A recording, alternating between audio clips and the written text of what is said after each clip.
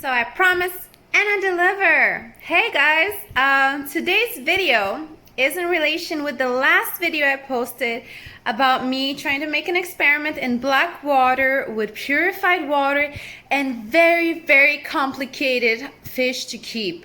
Very delicate fish from the wild. And I just wanted to put some neons or cardinals in there, some wild ones. But it just happened that my friend Spencer Jack had some wild discus. And I mean, wild discus. Could I really resist? I just wanted to add a few more discus into the tank. But he had wild discus. So I was like, oh my god, yeah, sure. Just put them in there. I don't want to know anything. Just put them in the box and surprise me. And thank you so much because they're freaking gorgeous. I'm in love.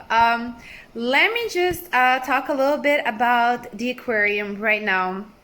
This is my 90-gallon that I've been doing a bunch of wonderful things with.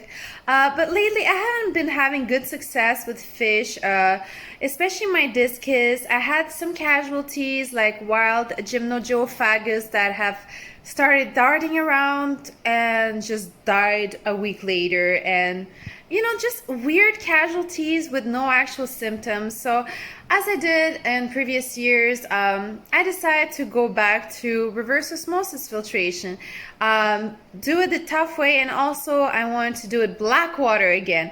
It's been a couple of years since I have done real actual black water tank with very dark tannins in the aquarium.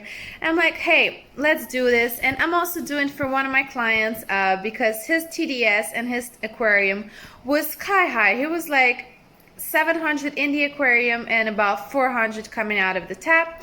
He had lost 2 neons and his plants looked terrible. They would just not grow. And I suspected it was just the water coming out of the tap that was really messing it up. So I decided to conduct the experiment here in a controlled environment at my house. So let's talk about this. But before we do that, hey, don't forget to like and subscribe. Leave your comments down below so I can have discussions with you. And yeah, let's get started with this video.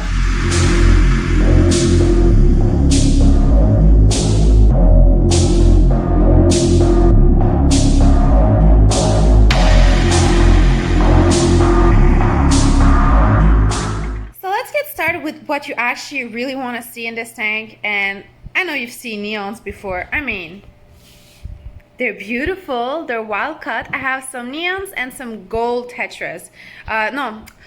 Spencer's gonna be mad at me again. It's cardinal tetras and gold neons. That's the proper, not neons, cardinals. Yes, I got it right here for you.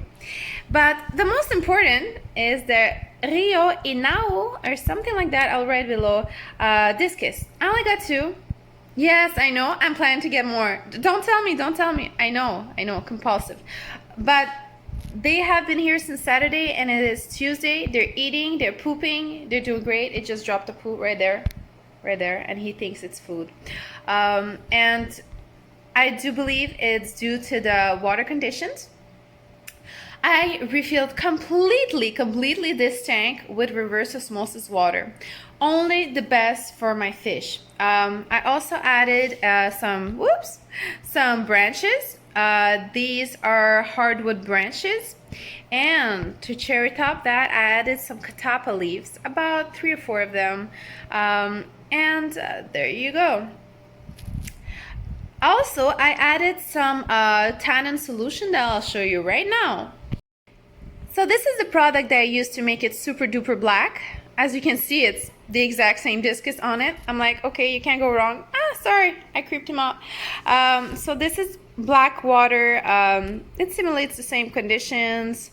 It's for wild discus, obviously. You can dose it as much as you want, basically, for the coloration that you want. I do believe it will lower your pH because it's tannins, but that's the whole point. We want it to be a little bit more acidic in here. So let me come closer a little bit to show you. They're spooked. Obviously, I don't blame them. They're right in the back. I'll try to make a few clips of them near the end of the video just to showcase them properly. But aside that, I also played around with my filtration a little bit. Now here down below, might not see it, next to the turtle enclosure. I have what's the name again? What's the name? It's a Penplax Cascade 1000 filtration canister filter. But it's more than just that. Oh, nice shot of them. What I did is I had this canister filter right here. It doesn't work, okay? It's straight from mainland China, and it has a voltage 220, which does not correspond to the voltage here coming out of our sockets. So the motor doesn't work, but I played around with it.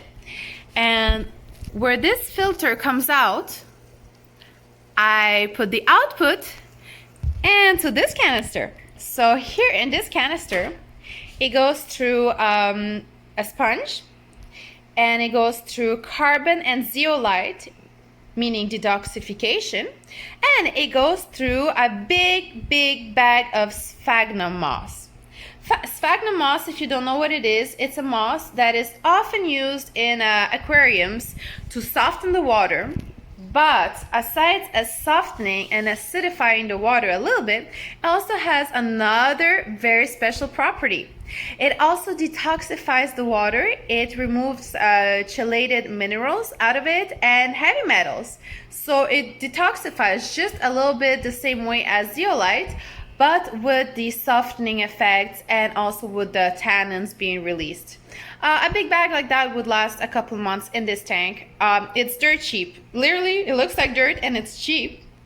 It's about $7 for a ginormous 2 cubic meter bag, or $4 for 1 cubic meter. Let me pause that and show you. It's right outside here. I mean, this whole bag cost me less than $5, and I got enough for the whole winter, or probably spring also, because I only put like 1 scoop like that each time. And yeah, this is sphagnum moss. There you go. It says it somewhere. There you go. So back to our discus and everything. The TDS currently in this tank is 100 or 90, something like that. Because I do add plant supplements, because I don't want my plants to just live in RO water. That makes no sense. Especially that the anubias, which are right here in the bag, do need quite a bit of iron to grow.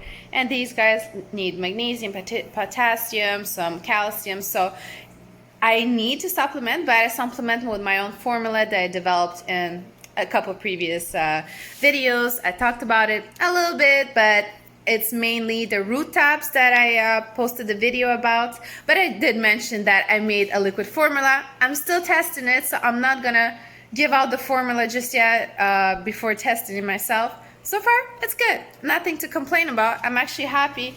This plant hasn't had a baby in forever. And now it has a baby right here. It's making a baby. Hello, baby. Well, now that the tank has been covered, I want to show you my great filtration, my reverse osmosis miracle. I did quite a few things actually to make sure nothing was ever going to explode or leak on me. So let's go see that. So here's the sink, but it's also something else. It is where I keep my reverse osmosis. That's tapped straight into the main line, which is up there, up there, up there, all the way up there. We have what connects the reverse osmosis to the main line of water. Also, on this reverse osmosis, I included the drain, which is right here. I hope you can see the drain. It drains straight into the drain. I did that myself. Thank you, thank you. I also have the TDS meter right here. I have the pressure meter, which is supposed to be between 40 and 60. 60 makes it kind of go grrr, but when it's at 40, it's just perfect. So I leave it at 40. I have flow reducer. It's a 7-stage filtration. Let me unzoom a little bit, as you can see, and it fits right underneath. Now, more special than that, I have a hold on, trying to zoom, but it doesn't. This is a Wi-Fi leak detection system. So if ever I was to have water in here, overflow, wherever, This little thing would send a signal to this big thing, which is battery operated, and will tell me when the battery is low. And it sends a message to my phone or my email saying, "Hey Isabella, you got a leak somewhere, please go attend to it." And it tells me which one of the sensors is actually doing. I said which one of the sensors because there's more than one, and let's go see it. So on the other side of the wall, okay, so my bathroom is here, and that's on the other side, I got my reverse osmosis bin. This is about 40 to 50 gallons, I do believe so. It's a Husky bin, so straight from the hardware store. It's pretty hardy, it's pretty big. In here, I have the float valve. I hope I can show you. Well, I can show you from the outside, it's just I don't want to open my bin. But I guess I will have to make this video more accurate. See? So in here, I don't like to open it because in here I want to keep it super sterile. You see that little light there? That's the that's actually the heater. In here I have a pump, and I like to keep it always closed to keep it always clean. So I only need to plug in the pump when I fill up. And here I have the hose that I use to fill up the tank. And when this bucket is full, the float valve just says, "Hey, it's full." And if ever it was to fail, I got a sensor here all the way there, and it will tell me if ever this bucket was ever to leak. But I tested it for the last week or so, and it's perfect. It's working so well. I'm so happy. I always have good water, and it's warm. It's pretty warm. So last thing I installed that will send me a signal if ever hits the fan. Let's go see it. So if ever nightmare was gonna hit the fan, I still have one more thing that would tell me, "Isabella, there's a leak," and if I'm not home to stop the water, this wonderful device will stop the water for me. I cannot do it remotely right now because I'm holding the telephone that's responsible for doing the Wi-Fi. Ta-da! But that thing would actually connect to my phone or any other device and would send a signal to me, and I could close it or open it. So if I press that button, sorry, I'm not showing you a fuck finger, I'm just showing you. Ta-da! I had to customize it because the pipe was too short. As you can see, now the water to that bathroom is closed. And if I show you again, now it's open. Ta-ta! So I did all that last week. So guys, what do you think of my setup? What do you think of the reverse osmosis? What do you think of the tank? I want your comments. I want your advice. I want you to tell me if you think I'm doing it wrong, because I have a tendency of just over experimenting and sometimes doing it wrong. But I do want your inputs on that because I'm trying really hard to recreate the natural habitat of discus and cardinals and neons and other tetras. And so far, by the way, yeah, so far, not one of the little tetras right here has arrived dead on, dead on arrival or has died since I got them Saturday, and no one looks sick. And I mean, I'm super happy. There's a lot of reflection, so I hope I can show you properly. There you go. I think you have a good shot at them. But no one's sick, no neon tetra disease. They all look really well. They eat already super well. They act super normal. They don't actually like school as much as you think. They just like, oh, we're relaxed. There's nothing to worry about. They're a little bit everywhere. I got 40 of them. 10 I will sell to one of my clients, but the rest I'll keep for me. And there's 20 of the gold tetras. And these beautiful guys. Hi, say hi to mama. I want two more for sure. She is so mean. Like, look how small she is. She's the smallest discus I got, but she is so mean. So mean. She's a breeding female also. She always likes to like lay eggs all the time. I can't stop her. It's not like I want to breed her. It's just I can't stop her. And that's her partner in crime or in sexy time, whatever you want to call it. And I do believe that one is a male. It's the wild male, and behind there's a female. they're so pretty. Oh my god. So yeah, obviously I want your comments, I want your input, I want your advice. If you've done Blackwater tanks, show me your tanks. I want to see them. If you did videos about them, show me everything.